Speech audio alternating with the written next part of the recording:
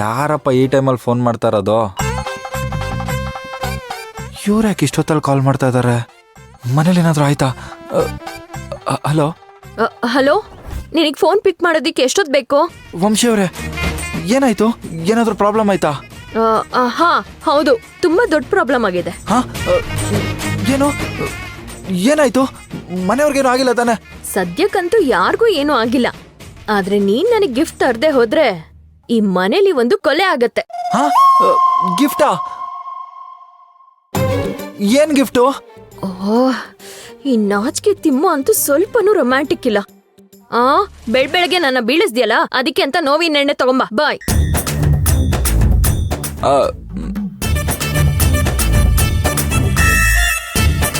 ಪಾಪ, ನನ್ ಗಾಬರಿಯಲ್ಲಿ ಅವಳನ್ನ ಬೀಳ್ಸೋಗಿದ್ದಕ್ಕೆ ಅದೆಷ್ಟು ನೋವಾಯ್ತೋ ಏನೋ.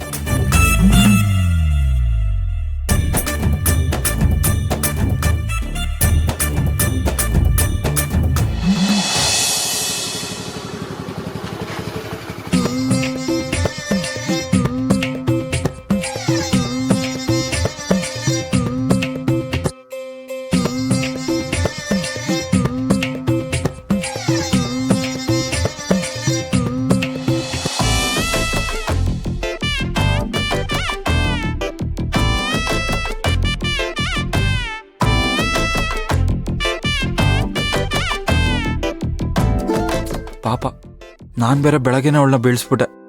ಅದೆಷ್ಟು ನೋವಾಯ್ತೋ ಏನೋ. ನಾನು ನೋಡಿದ್ರೆ ಒಂದು ಸಾರಿನೂ ಕೇಳ್ದೆ ಹಂಗೆ ಓಡ್ ಬಂದ್ಬಿಟ್ಟೆ. ಈಗ ಅದು ನಾನೇ ಸರಿ ಮಾಡಬೇಕು.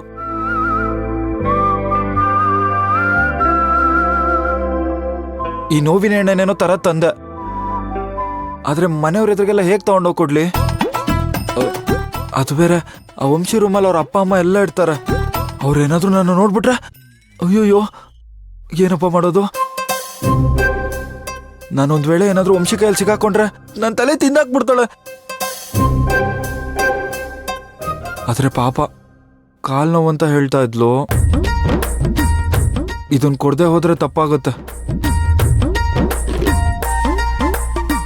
ಅವಳೇ ಇಷ್ಟು ಧೈರ್ಯವಾಗಿರ್ಬೇಕಾದ್ರೆ ಇನ್ನು ನನ್ನ ಗಂಡ್ಸು, ನಾನು ಅವಳಿಗೋಸ್ಕರ ಇಷ್ಟು ಮಾಡ್ತಾ ಇದ್ರೆ ಹೆಂಗೆ?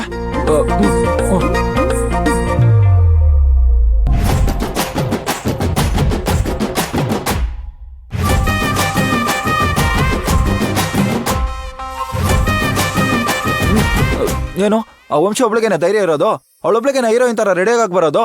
ನಾನು ಚೆನ್ನಾಗಿದ್ದೀನಿ, ನಾನು ಹೀರೋ ತರ ರೆಡಿ ಆಗ್ತೀನಿ. ಹಾ,